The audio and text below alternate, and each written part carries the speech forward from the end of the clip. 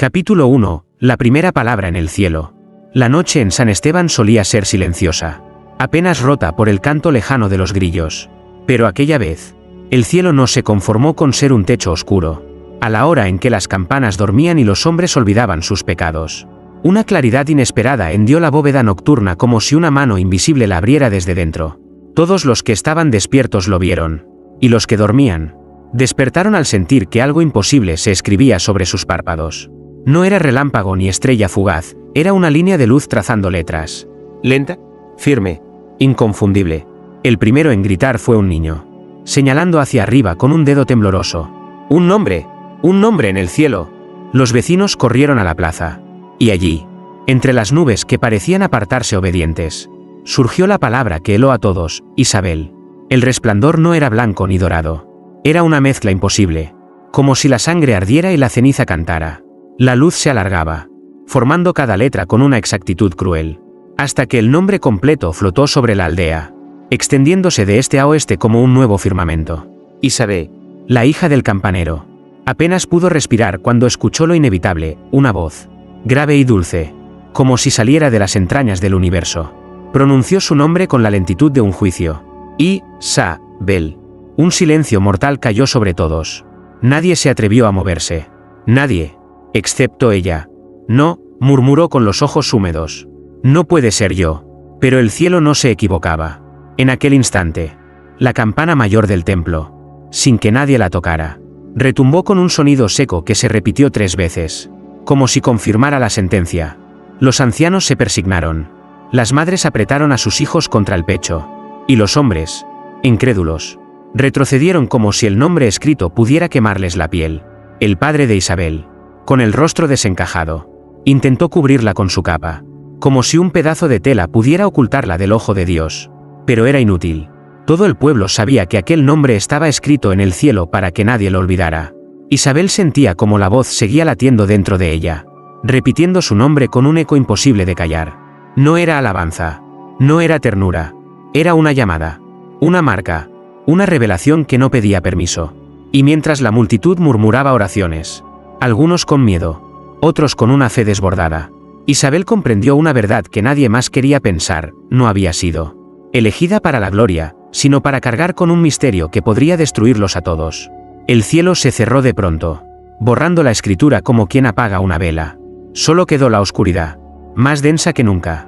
Pero las campanas no dejaron de sonar, solas, desafiando al silencio de la madrugada. Desde esa noche, nada volvió a ser igual en San Esteban. Capítulo 2. El eco que nadie pudo negar. El amanecer en San Esteban fue distinto al de cualquier otro día. Nadie hablaba del trabajo en los campos ni del precio del grano. Todos, sin excepción, hablaban del cielo de la noche anterior. Las mujeres aseguraban que aún sentían el resplandor sobre la piel. Los ancianos juraban que el brillo había traspasado sus párpados, iluminando los recuerdos más oscuros de su juventud. Los niños, demasiado inocentes para el miedo, repetían entre risas nerviosas el nombre que se había dibujado arriba: Isabel. Isabel, Isabel. Pero lo peor no fue la palabra escrita en el cielo. Lo peor fue el eco. Cada vez que alguien pronunciaba ese nombre, un murmullo resonaba en las paredes de las casas, en el suelo de piedra de la plaza, incluso en el agua quieta del pozo. Era como si el pueblo entero hubiera sido convertido en un instrumento para repetir esa sílaba sagrada. No es posible, murmuró el padre Mateo, el sacerdote del pueblo, al escuchar cómo la voz volvía una y otra vez, invisible pero clara. Ningún eco humano puede nacer sin fuente, salvo que sea divino. Isabel, en cambio, no sentía divinidad alguna. Mientras caminaba por las calles, la gente se apartaba, algunos inclinando la cabeza con reverencia, otros escupiendo al suelo como si su sola presencia fuera una ofensa. El eco la seguía a todas partes. Cada vez que alguien susurraba su nombre, las paredes lo repetían con un tono más profundo, como si el mismo cielo no quisiera dejarlo morir. No soy elegida de nada, gritó ella al pie de la iglesia, cuando ya no soportaba más el murmullo. Soy solo una mujer. La respuesta fue inmediata. El eco se expandió con una fuerza nunca antes oída. Las campanas comenzaron a temblar solas, y un estruendo profundo sacudió el suelo. El pueblo entero cayó de rodillas, algunos rezando, otros cubriéndose los oídos. Padre Mateo la miró con ojos encendidos de fervor. ¿No lo entiendes, hija? Cuando Dios nombra, ya no hay negación. Estás marcada por el cielo. Isabel retrocedió, con la respiración entrecortada. ¿Marcada o condenada? Nadie respondió, porque en ese instante, una nueva voz, grave, lenta, como si naciera desde las entrañas de la tierra, se dejó escuchar. No salió de ningún pecho humano. No nació en ninguna garganta. Brotaban las sílabas desde el aire mismo, recorriendo cada rincón de la aldea. Isabel. Fue entonces cuando todos comprendieron que no era un eco natural. Era una presencia, una entidad que repetía el nombre, no para celebrarlo, sino para recordarlo como una sentencia escrita en fuego. El silencio que siguió fue insoportable. Nadie quiso mirar a Isabel a los ojos, porque en lo profundo de cada corazón ardía la misma pregunta: ¿qué ocurre cuando Dios escribe tu nombre en el cielo, pero no te explica por qué? Capítulo 3. La fe convertida en sospecha. El tercer día después de la revelación. San Esteban ya no era el mismo. El mercado quedó vacío. Las canciones cesaron. Y en cada esquina solo se hablaba de una cosa: el nombre escrito en el cielo. La noticia había viajado más rápido que el viento. A media jornada, jinetes vestidos con sotanas negras llegaron desde la diócesis vecina. Traían consigo cruces de hierro, libros de registros y un mensaje claro: la iglesia había escuchado. Padre Mateo los recibió en la puerta de la iglesia, inclinado, como si hubiera esperado su llegada. La gente los observaba desde la plaza, temerosa y esperanzada al mismo tiempo. Nadie sabía si venían a bendecir o a condenar. Isabel, oculta detrás de un muro, temblaba al verlos. Las miradas se dirigían inevitablemente hacia ella, como si su sola presencia fuese la causa de la visita. Algunos aldeanos la señalaban con devoción. Es un milagro, una señal de los cielos. Otros, en cambio, la acusaban en voz baja. Un engaño del maligno: nada santo puede venir de una mujer. Al caer la tarde, el obispo encargado de la inspección, don Aurelio, convocó al pueblo en la iglesia. Su voz resonó con una gravedad que parecía no necesitar campanas para imponerse. Hijos míos, hemos sido informados de un prodigio, un nombre, trazado en el cielo mismo, que todos habéis presenciado. La Santa Iglesia debe discernir si es obra del Altísimo o del enemigo. Un murmullo recorrió los bancos. Isabel fue llevada al frente, entre la multitud que se apartaba como si temiera ser contaminada por su sombra. Ella bajó la mirada, sintiendo que el suelo podía tragársela. El obispo le preguntó: ¿qué escuchaste cuando tu nombre fue pronunciado? Isabel, con la voz quebrada, respondió: no era alegría, no era promesa, era como una sentencia. Ese simple testimonio bastó para que las opiniones se dividieran aún más. Los fieles más fervorosos gritaron: ¿es la elegida? El Señor la llama. Pero otros alzaron sus puños: siembra miedo en lugar de esperanza. Eso no puede venir de Dios. El eco del nombre volvió a resonar en las paredes de la iglesia, como si burlara la solemnidad del juicio. El obispo palideció. No era un rumor humano, era la misma voz de la noche anterior, repitiendo con insistencia: Isabel. Isabel. El aire se volvió pesado. Las velas se apagaron de golpe, y un olor a hierro quemado llenó el templo. El obispo, con gesto severo, alzó la cruz de hierro hacia ella. Si es señal de Dios, resistirá la prueba. Si no lo es, caerá bajo la verdad. Isabel sintió que la cruz ardía a distancia, como si el metal quisiera marcar su piel sin tocarla. Las rodillas le flaquearon, y por un instante deseó gritar que todo era un error, pero no podía. La voz seguía viva dentro de su pecho, repitiendo su nombre con la fuerza de 1000 campanas.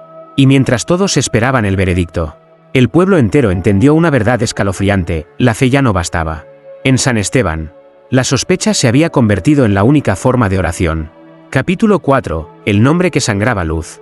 La noche cayó sobre San Esteban como una manta húmeda, pesada, casi insoportable. Nadie quería mirar al cielo, pero todos sentían la misma ansiedad: ¿volvería a escribirse el nombre? Isabel permanecía encerrada en su habitación, con las ventanas cubiertas por telas gruesas. Intentaba convencerse de que, si no veía, nada sucedería, pero el corazón la traicionaba. Cada latido repetía las sílabas de su propio nombre. En la plaza, el pueblo aguardaba en silencio, algunos con velas, otros con piedras escondidas en los bolsillos, por si la fe se convertía en furia. El obispo Aurelio se mantenía de pie frente a la iglesia, la cruz de hierro entre sus manos, esperando como un juez paciente la repetición del prodigio. Y entonces sucedió. Una línea de fuego atravesó el firmamento. No era el brillo cálido de las estrellas, sino un resplandor carmesí que hería los ojos y hacía llorar la piel. El aire crujió como vidrio quebrándose. Todos alzaron la vista. obligados por una fuerza que no admitía resistencia. El nombre volvió a escribirse, Isabel. Pero esa vez no era luz pura. Cada letra parecía sangrar, goteando chispas incandescentes que caían lentamente sobre el pueblo. Al tocar el suelo, los puntos de fuego ardían como brasas, encendiendo la hierba, quemando la madera de los puestos vacíos, carbonizando las manos de los curiosos que intentaban apagarlas. Un grito desgarrador recorrió la plaza. Una anciana, alcanzada por una gota ardiente, vio como su piel se abría en una llaga luminosa, como si la carne hubiera sido escrita desde dentro. El olor a carne quemada se mezcló con el incienso olvidado en la iglesia. Isabel, incapaz de resistir, salió corriendo de su encierro. La multitud se abrió al verla, algunos cayendo de rodillas, otros lanzándole maldiciones. Ella levantó la mirada y comprendió el horror. El nombre seguía formándose, letra por letra, y con cada trazo más luz sangraba hacia la tierra. «Detente», gritó entre sollozos, extendiendo los brazos hacia el cielo oscuro. «Si es mi nombre, que se borre. Si es mi condena, que caiga solo sobre mí». El eco respondió con la misma voz imposible. «Isabel». La última letra se encendió con tal intensidad que el cielo pareció rasgarse. Una lluvia de resplandores descendió, golpeando la tierra con violencia. El campo de trigo al norte ardió como si hubiera sido bendecido por un sol secreto. La campana mayor repicó sola, cada tañido más profundo que el anterior, como si el metal anunciara un apocalipsis íntimo. El pueblo entero corría, lloraba, se postraba, incapaz de decidir si huir o adorar. El obispo, con la cruz en alto, gritaba que era una señal divina, pero los hombres que veían arder sus casas no reconocían en ello a Dios, sino a un juicio cruel. Isabel se arrodilló en medio de la plaza, la luz bañándola como una herida viva. Sus labios temblaban, pero no podía dejar de repetir en silencio una pregunta que nadie más se atrevía a formular. ¿Era un llamado del cielo, o la sentencia del infierno disfrazada de gloria? Capítulo 5. El pueblo dividido. El amanecer sobre San Esteban no trajo paz. El humo de los campos quemados aún se levantaba como dedos negros hacia el cielo, y el olor a ceniza impregnaba las ropas, las casas, incluso las oraciones. Lo que había sucedido la noche anterior partió al pueblo en dos. En la plaza, algunos aldeanos levantaban altares improvisados con flores marchitas y velas consumidas. Allí rezaban de rodillas, mirando a Isabel como si fuese la encarnación misma de un misterio divino. «Es la elegida», susurraban. «El cielo la ha señalado para guiarnos». Otros, en cambio, se reunían en las sombras de los portales, con piedras y cuchillos escondidos. «Una elegida no quema a sus vecinos», gruñían entre dientes. «Esto no es obra de Dios. Ella trajo la maldición». La tensión se podía cortar con un cuchillo. Familias enteras, antes unidas por la misa dominical, dejaron de hablarse. Hermanos se insultaban en la plaza. Amigos de infancia se apartaban como extraños. Isabel caminaba con la cabeza gacha, incapaz de mirar a nadie. El eco de su nombre seguía persiguiéndola, cada vez que alguien lo pronunciaba. Una vibración recorría las paredes, como si el aire mismo se burlara de su intento de esconderse. Su padre, el campanero, trataba de protegerla, pero los murmullos ya se habían convertido en amenazas. Una tarde, mientras intentaba recoger agua en el pozo, escuchó claramente la voz de un hombre detrás de ella. «Si no desapareces, muchacha, desapareceremos todos contigo». El corazón le golpeó el pecho con tanta fuerza que tuvo que apoyarse en la piedra húmeda. Padre Mateo, dividido entre su deber religioso y el miedo humano, intentó calmar los ánimos en misa. «Hijos, no olvidemos que el Señor prueba nuestra fe con fuego. El nombre escrito puede ser gloria o castigo, pero no es culpa de quien lo lleva». Pero incluso en la iglesia las voces se alzaron. «Gloria», gritaron unos. «Condena», replicaron otros. El obispo Aurelio observaba en silencio, como si cada palabra dicha por los fieles confirmara que el juicio divino estaba en marcha. Esa noche, Isabel se encerró en su habitación. Afuera, escuchaba los rezos de quienes la veneraban y los gritos de quienes pedían su expulsión. Era como si dos pueblos diferentes hubiesen nacido dentro del mismo lugar. Se arrodilló junto a su cama, las manos entrelazadas, pero al abrir los labios, ninguna oración salió, solo un susurro quebrado. «Señor, si de verdad eres tú, ¿por qué me llamas así?». El silencio respondió. Luego, apenas audible, la voz volvió a pronunciar su nombre, no desde el cielo, sino desde dentro de su propio pecho. «Isabel». Ella se estremeció. Ya no sabía si era la voz de Dios, del demonio o de su propia alma rota, pero entendía algo con certeza, mientras el pueblo discutía su destino. La verdadera sentencia aún estaba por escribirse. ¿Y el cielo? Oscuro y en silencio. Parecía esperar el momento de abrirse otra vez. Capítulo 6. La voz que solo ella entendía. Desde aquella noche de fuego, el cielo permaneció en silencio. Ninguna letra volvió a brillar sobre San Esteban. Para el pueblo, ese silencio era un alivio y al mismo tiempo un veneno. Cada día sin señales alimentaba rumores más oscuros. Pero para Isabel, el verdadero tormento acababa de comenzar. La voz ya no descendía del firmamento. Ahora vivía dentro de ella. No eran ecos que el pueblo entero pudiera oír, sino susurros que rozaban su oído como un aliento invisible. Al principio creyó volverse loca. Cada vez que cerraba los ojos, las sílabas brotaban en su mente, pronunciadas con una cadencia tan lenta que parecía desgarrar el tiempo mismo. Isabel. Trató de ignorarla, de taparse los oídos con las manos, de rezar con los labios hasta sangrarlos.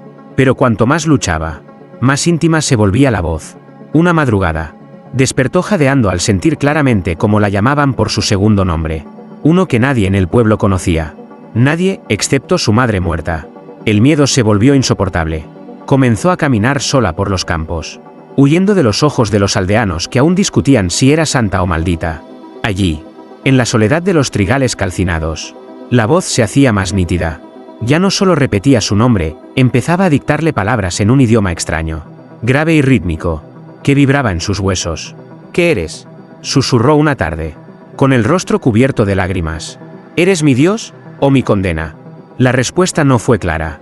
La voz no dijo sí ni no. En cambio, le entregó una imagen. Vio, en lo profundo de su mente, un altar ennegrecido, y sobre él, su propio cuerpo tendido como un libro abierto, las letras ardiendo en su piel. Isabel cayó de rodillas, temblando, mientras un viento frío recorría el campo. Sintió que no podría contárselo a nadie, si revelaba lo que había escuchado. La llamarían hereje o endemoniada.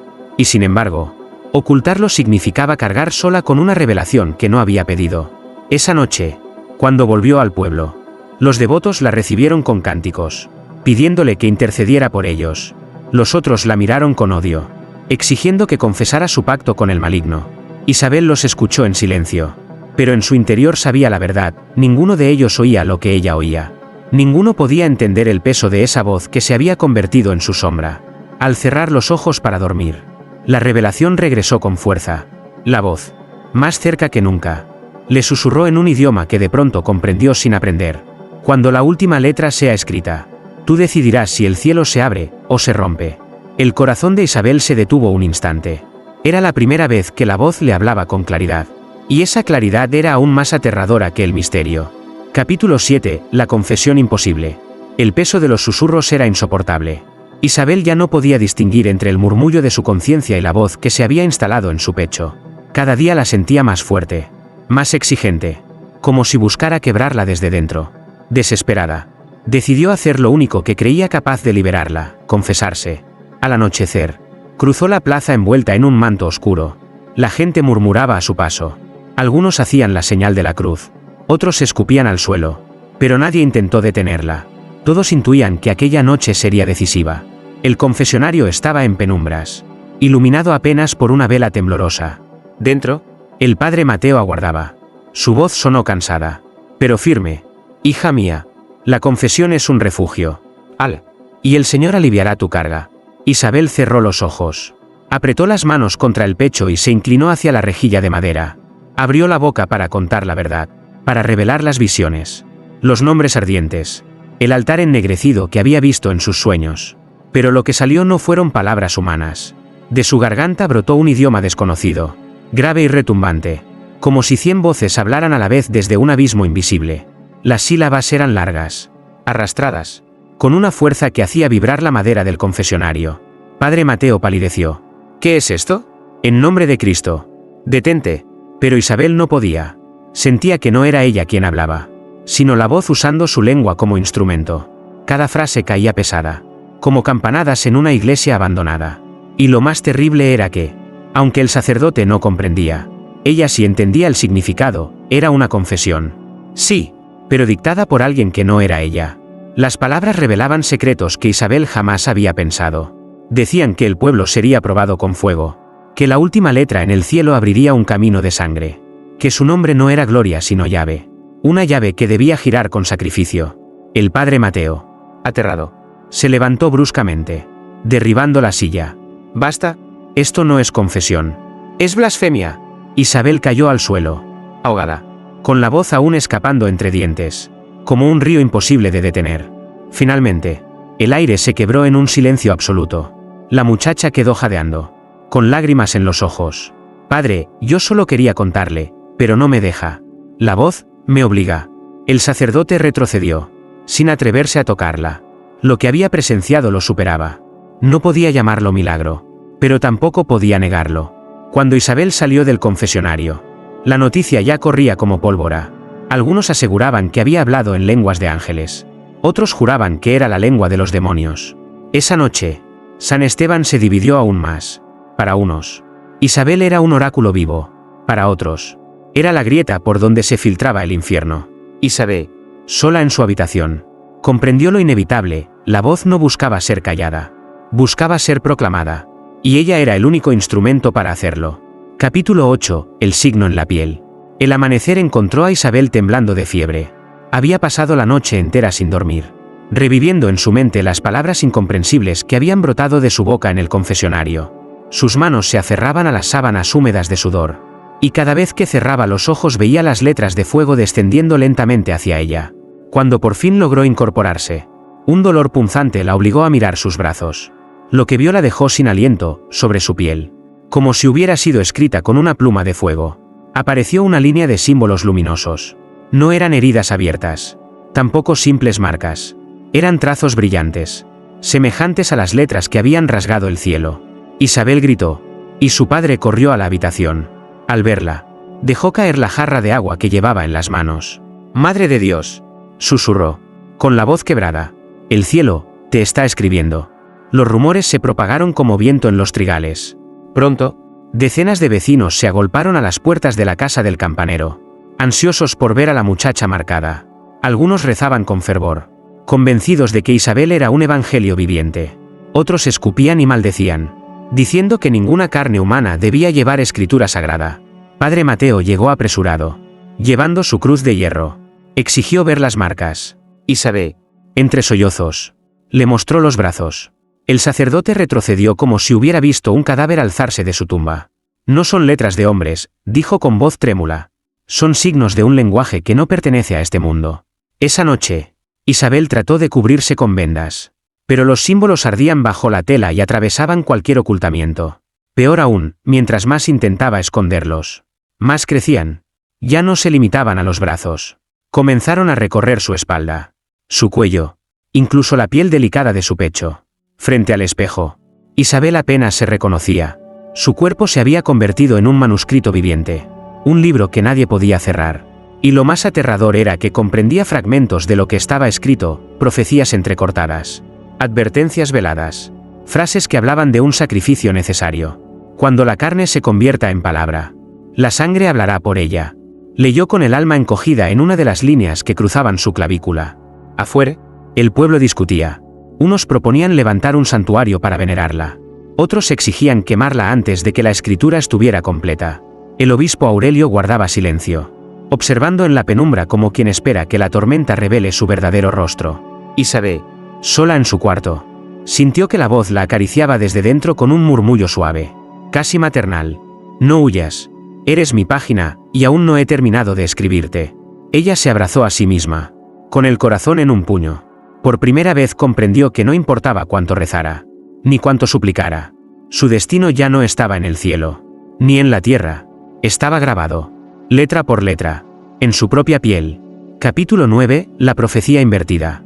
El cuerpo de Isabel ya no le pertenecía. Cada amanecer descubría nuevas líneas en su piel, símbolos que ardían suavemente como brasas bajo la carne. Lo que más la atormentaba no era el dolor, sino la certeza de que empezaba a comprender lo que estaba escrito. Una madrugada, incapaz de soportar la angustia, encendió una vela y se miró desnuda frente al espejo. Los signos recorrían su torso como raíces luminosas. Al enfocarse, comprendió las frases que se habían formado en su clavícula y en el costado de sus costillas. La traducción se dibujaba sola en su mente. Cuando el nombre esté completo, la tierra se abrirá para tragar a los inocentes. El cielo no elige para glorificar, sino para advertir. El sacrificio de la marcada decidirá si la herida se cierra o si sangra para siempre. Isabel retrocedió con un gemido ahogado. Lo que todos en el pueblo creían un honor, lo que algunos llamaban un milagro, era en realidad una advertencia. Ella no había sido elegida como salvación, sino como señal de un desastre inevitable. Ese mismo día buscó al padre Mateo. Lo encontró rezando solo en la iglesia, con la cruz de hierro apoyada en el altar. «Padre», susurró Isabel, mostrando las marcas en sus brazos. «No son promesas de gloria. Son advertencias, profecías de destrucción». El sacerdote la miró horrorizado. «¿Qué dices, hija? Ten cuidado. Tus palabras pueden condenarte». «No», lo interrumpió con lágrimas en los ojos. «Ya estoy condenada. Estas letras no me celebran, me usan. Soy la señal, no la salvación». El padre Mateo cayó de rodillas, la cruz temblando en sus manos. No supo qué responder. Mientras tanto, el rumor crecía entre los aldeanos. Algunos aseguraban que Isabel pronto abriría las puertas del cielo. Otros decían que traería el infierno sobre San Esteban. La tensión estallaba en discusiones violentas en la plaza. Hermanos se lanzaban piedras. Madres arrancaban a sus hijos de las calles. Esa noche, mientras las campanas tañían solas como presagiando desgracia, Isabel volvió a escuchar la voz en su interior, más clara que nunca. «Tu nombre no fue escrito para elevarte. Fue escrito para advertirlos, y ellos no quieren escuchar». Las lágrimas rodaron por su rostro. «¿Y qué pasará cuando la última letra se escriba?» El aire se estremeció, y la voz respondió con un susurro helado. «Entonces, todo lo oculto será revelado». Isabel comprendió con un terror desgarrador. Cada letra en su piel era una cuenta regresiva. Cuando el nombre se completara, el pueblo conocería la verdad, aunque esa verdad los destruyera. El espejo aún ardía con reflejos de su carne iluminada. Y en medio de aquel resplandor, Isabel se dijo a sí misma lo que nadie más se atrevía a pensar. No era una elegida, era una advertencia viviente. Y su vida entera se había convertido en la profecía de su propia destrucción. Capítulo 10. La traición de los justos. El pueblo de San Esteban ya no era un lugar de oración, sino un campo de batalla de voces enfrentadas. Las campanas repicaban solas a cualquier hora, como si marcaran un juicio invisible. Y las calles olían a miedo y desconfianza. Isabel apenas podía salir de su casa sin ser rodeada por multitudes. Algunos caían de rodillas, tocando las marcas luminosas de su piel con devoción. Otros la seguían con piedras escondidas, esperando el momento de lanzarlas. Pero lo más doloroso era descubrir que incluso quienes decían protegerla comenzaban a usarla para sus propios fines. Un grupo de aldeanos fervorosos, encabezados por Tomás, el panadero, proclamó que Isabel era la palabra de Dios hecha carne y que todo lo que se hiciera en su nombre era voluntad divina. Montaron un altar improvisado en la plaza, donde vendían pedazos de tela que supuestamente habían rozado la piel de la muchacha. Reliquias sagradas, las llamaban, y la gente las compraba con monedas y con miedo. Isabel, horrorizada, suplicó a Tomás que detuviera aquella farsa. «No soy un milagro para tu beneficio. Lo que llevo en la piel es una advertencia, no una bendición». Pero él la miró con frialdad. «Entonces déjanos interpretarlo. Isabel, el pueblo necesita creer, aunque sea en una mentira». Las palabras la atravesaron como cuchillos. Incluso dentro de la iglesia, la traición se hacía visible. El obispo Aurelio, en lugar de calmar a la multitud, comenzó a predicar que las marcas de Isabel eran un nuevo evangelio revelado a la humanidad. Cada sermón suyo terminaba con una colecta más grande, con promesas de indulgencias y salvación para quienes ofrecieran sus bienes. El padre Mateo, atrapado entre su fe y su conciencia, intentó enfrentarse al obispo. «Eminencia, no puede usarla como instrumento. Las marcas anuncian destrucción, no gloria». «El pueblo no sobrevive con destrucción», respondió Aurelio, con un brillo frío en los ojos. «Sobrevive con esperanza, aunque sea comprada».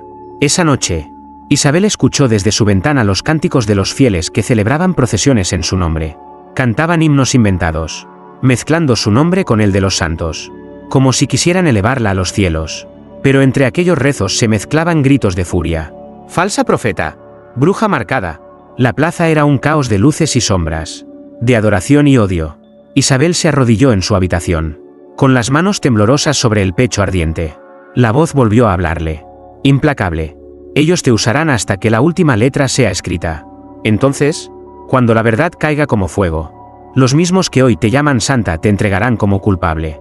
El corazón de Isabel se quebró. Entendió, con un dolor insoportable, que no solo estaba marcada por el cielo, sino también por la traición de los hombres que se decían justos. y mientras las campanas repicaban sin mano humana, la muchacha comprendió que lo peor no era el fuego anunciado en la profecía, sino el hecho de que llegaría con la bendición de aquellos que juraban defender a Dios. Capítulo 11. El cielo en silencio. Por primera vez en semanas, el cielo de San Esteban permaneció intacto. Ninguna letra ardió sobre las nubes. Ningún resplandor desgarró la oscuridad.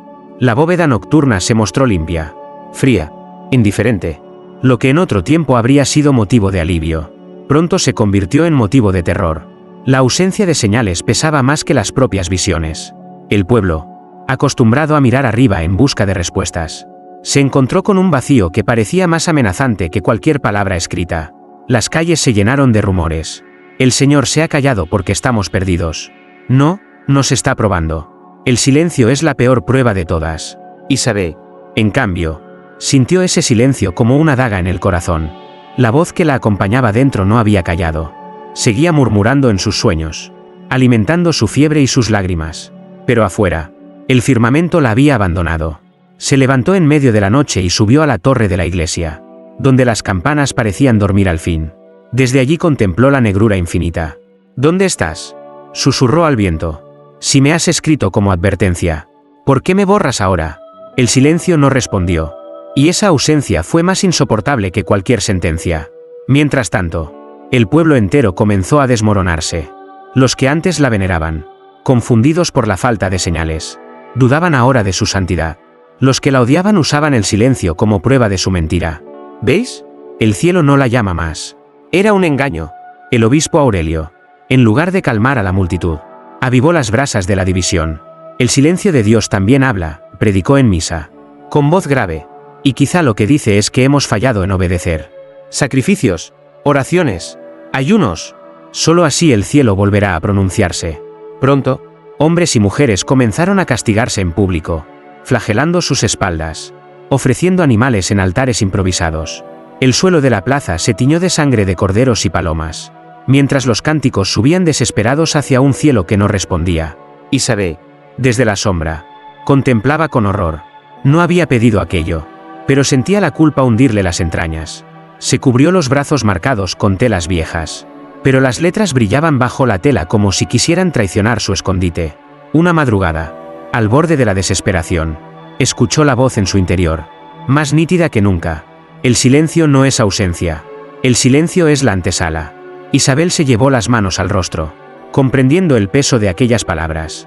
El silencio no era un alivio, sino un intervalo, una pausa antes del golpe final. Y mientras las primeras luces del alba acariciaban las ruinas del pueblo dividido, supo que el cielo no había callado por compasión.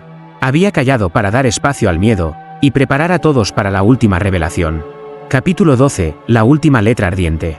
La noche cayó sobre San Esteban con un silencio tan denso que parecía presagio. Nadie dormía. El pueblo entero aguardaba, temblando, el regreso de las señales.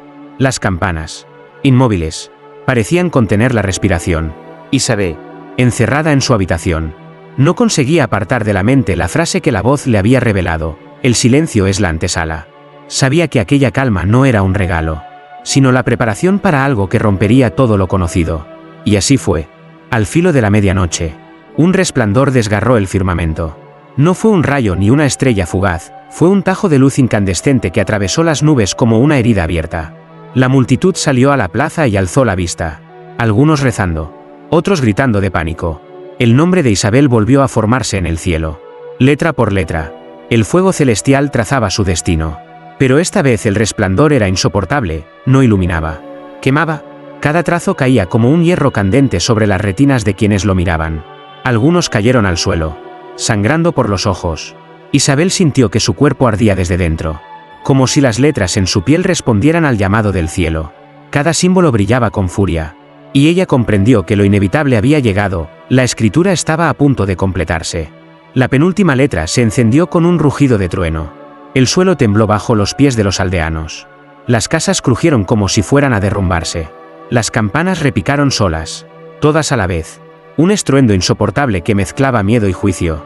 Isabel, arrastrada por una fuerza invisible, salió a la plaza. La multitud se abrió, algunos postrándose, otros retrocediendo como si vieran caminar a un espectro.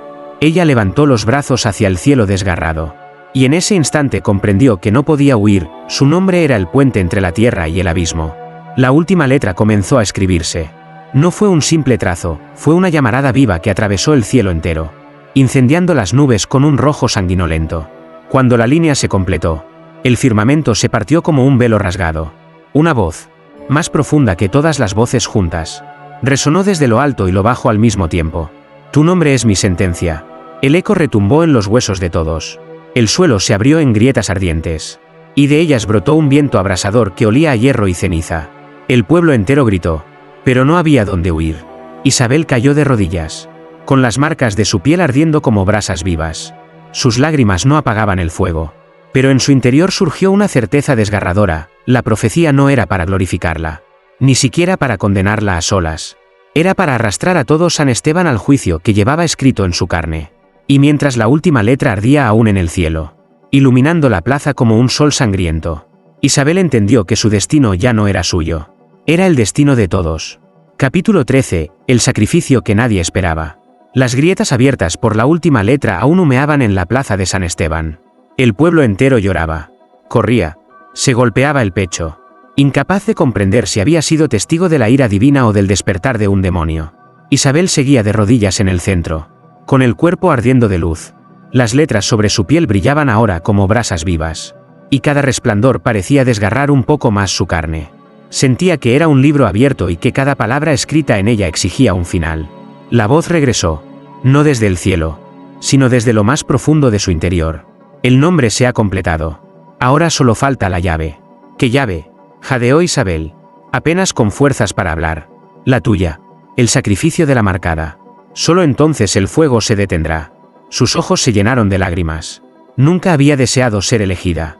Y ahora entendía lo terrible de aquella elección: su vida era el precio. Padre Mateo, que había permanecido en la iglesia orando en vano, corrió hacia ella al verla desplomarse. No, hija, no escuches esa voz. No puede ser la voluntad de Dios. Pero Isabel lo miró con una serenidad desesperada. Padre, lo sé. Si no lo hago, San Esteban arderá hasta que no quede nada. La multitud, al escucharla, se agitó con furia y miedo. Algunos clamaban que debía sacrificarse para salvarlos. Otros gritaban que todo era un engaño. El obispo Aurelio, con la cruz en alto, aprovechó el caos. Escuchad, ella misma lo reconoce. El Altísimo exige su ofrenda. Solo así la ira cesará. Ofrezcámosla en el altar. Un murmullo de horror recorrió la plaza. No era la fe, sino la desesperación, lo que empujaba a muchos a aceptar aquellas palabras.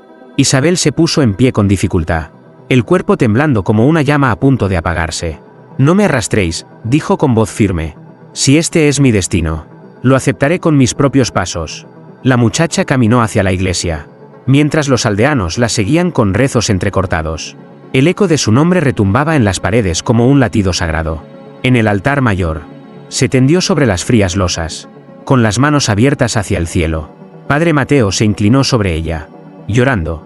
Perdóname, Isabel, no supe protegerte. Ella le sonrió débilmente. No fue para protegerme, padre, fue para entender que el sacrificio no siempre es castigo. A veces es la única llave. El fuego de las letras en su piel se intensificó. La iglesia entera se iluminó como si ardiera desde dentro.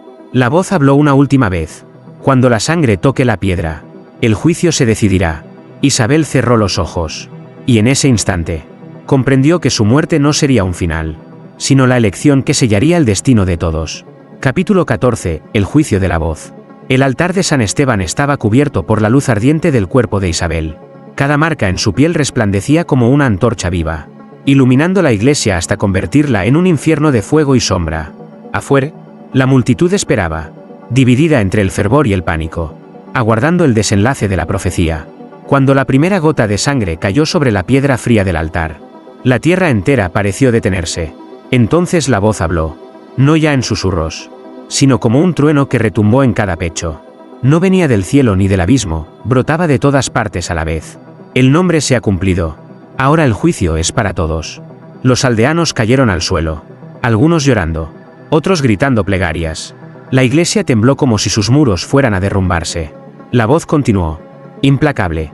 Los que llamaron milagro lo que era advertencia, serán probados en el fuego de su codicia. Los que levantaron ídolos en nombre de la marcada, beberán el veneno de su mentira. Los que rechazaron sin escuchar serán juzgados por su ceguera. El obispo Aurelio, con la cruz en alto, intentó imponerse al estruendo. Señor, yo guié a tu pueblo, fui tu siervo fiel. Pero la voz se volvió contra él con dureza. Tú comerciaste con la fe, hiciste de mi advertencia una moneda. No fuiste pastor, sino mercader. La cruz en sus manos se volvió incandescente. Aurelio gritó, soltándola al suelo, donde quedó marcada una sombra ennegrecida. El pueblo lo observó con horror. El hombre que los había guiado era señalado ahora como falso justo.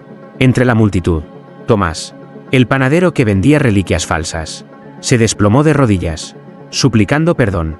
La voz no tuvo compasión. Tus manos amasaron pan con mentira. Comerás de tu engaño hasta el final. Un temblor sacudió la plaza. El suelo bajo sus pies se abrió en una grieta, tragándose los restos del altar improvisado que había levantado días antes. Isabel, en el centro del altar, alzó la mirada bañada en lágrimas. La voz se suavizó solo para ella. Hija marcada, tu entrega ha abierto el juicio. No eres culpable de lo escrito, pero eres la llave de lo revelado. Sus labios temblaron. ¿Y mi pueblo? ¿Hay esperanza para ellos? Hubo un silencio profundo, como si el universo entero meditara la respuesta. Finalmente, la voz pronunció su veredicto. Quien permanezca en la verdad será salvado. Quien adore la mentira, se perderá. La sangre ya ha hablado, y no puede ser borrada. El fuego de las marcas en Isabel comenzó a extinguirse lentamente. Su cuerpo quedó exhausto, pálido, como si cada palabra hubiera drenado su vida. Pero sus ojos brillaban con una claridad nueva. Había visto la justicia de Dios desnuda, sin adornos ni excusas. El pueblo, enmudecido, comprendió que ya nada sería igual. La verdadera fe no se mediría más en procesiones ni en monedas, sino en la sinceridad del corazón desnudo ante aquel juicio inapelable. Y mientras la última campanada resonaba sola en la torre, todos supieron que San Esteban ya había sido sentenciado. Capítulo 15. El nombre que nunca se borró. El amanecer sobre San Esteban llegó cargado de cenizas. Las campanas ya no repicaban solas, y el fuego que había atravesado el cielo se extinguió al fin. Pero la calma no era alivio, era el eco de un juicio que había dejado cicatrices en todos. Isabel yacía sobre el altar, con el cuerpo exhausto, marcado aún por las letras que poco a poco se apagaban. Parecía dormir, pero su respiración era débil, casi imperceptible. El pueblo la rodeaba en silencio, los que antes la habían venerado y los que la habían maldecido se inclinaban juntos, incapaces de decidir si lloraban a una mártir o temían a una condenada. El obispo Aurelio había huido al amanecer, marcado por la vergüenza de la sentencia divina. Nadie volvió a verlo. Tomás, el panadero, desapareció entre las calles ennegrecidas, perseguido por las miradas de quienes habían comprado sus falsas reliquias. Solo el padre Mateo permaneció junto a Isabel, con los ojos hundidos de dolor y de fe quebrada. Hija mía, susurró, sosteniendo su mano, diste tu vida para que la verdad saliera a la luz, pero temo que el pueblo nunca sabrá cómo cargar con ella. Isabel abrió los ojos con esfuerzo. En sus labios tembló una sonrisa tenue, casi irreal. No es mi verdad, padre, es la de ellos. Yo solo fui el espejo. Un silencio reverente envolvió la iglesia. Afuera, los aldeanos levantaron la mirada hacia el cielo, temerosos de lo que encontrarían.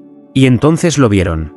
El firmamento estaba limpio, sin grietas ni llamas, pero entre las estrellas, con un brillo sereno y perpetuo, seguía escrito un nombre: Isabel. No ardía como antes, no desgarraba las pupilas. Era un resplandor constante, imposible de ignorar. Cada noche, desde aquel día, el nombre aparecía en el cielo como si el universo mismo lo hubiera tallado en piedra. Los niños lo señalaban con asombro. Los ancianos lo contemplaban con miedo. Para algunos era un recordatorio de salvación, para otros una herida abierta que jamás sanaría. Isabel, al ver su nombre eterno sobre las estrellas, dejó escapar un suspiro quebrado. No me han borrado, y tampoco me han liberado. Padre Mateo lloró en silencio. Comprendió que la muchacha no sería recordada como una simple mujer, sino como la marca misma de la profecía. Un nombre escrito en el cielo, imposible de callar, imposible de interpretar del todo. El pueblo nunca volvió a ser igual. Hubo quienes peregrinaban cada noche para rezar bajo el nombre ardiente, y hubo quienes abandonaron San Esteban, incapaces de vivir bajo una palabra que les recordaba su condena. Con el paso de los años, las historias se mezclaron. Algunos decían que Isabel había ascendido al cielo como elegida, otros que había sido devorada por el fuego eterno.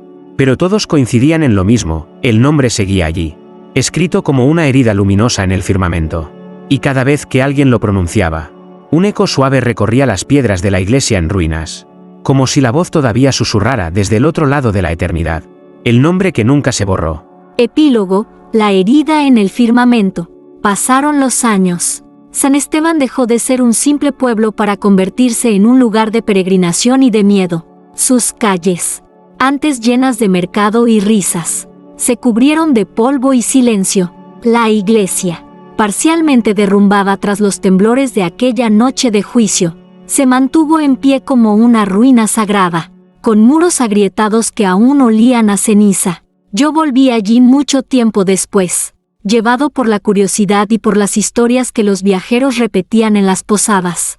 Todos hablaban del mismo prodigio, que en el cielo de San Esteban aún brillaba un nombre, escrito como una cicatriz de luz. Llegué al caer la noche.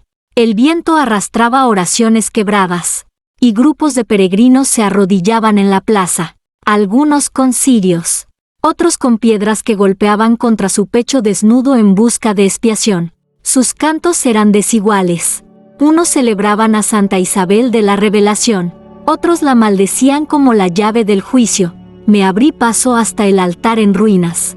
Allí encontré al padre Mateo, envejecido, con la barba blanca y los ojos hundidos.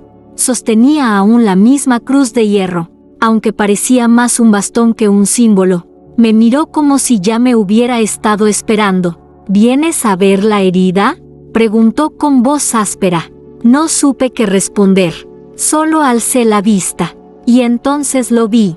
El cielo estaba limpio, más oscuro que cualquier otro firmamento que hubiera contemplado. Sin embargo, entre las estrellas, resplandecía el mismo nombre, Isabel.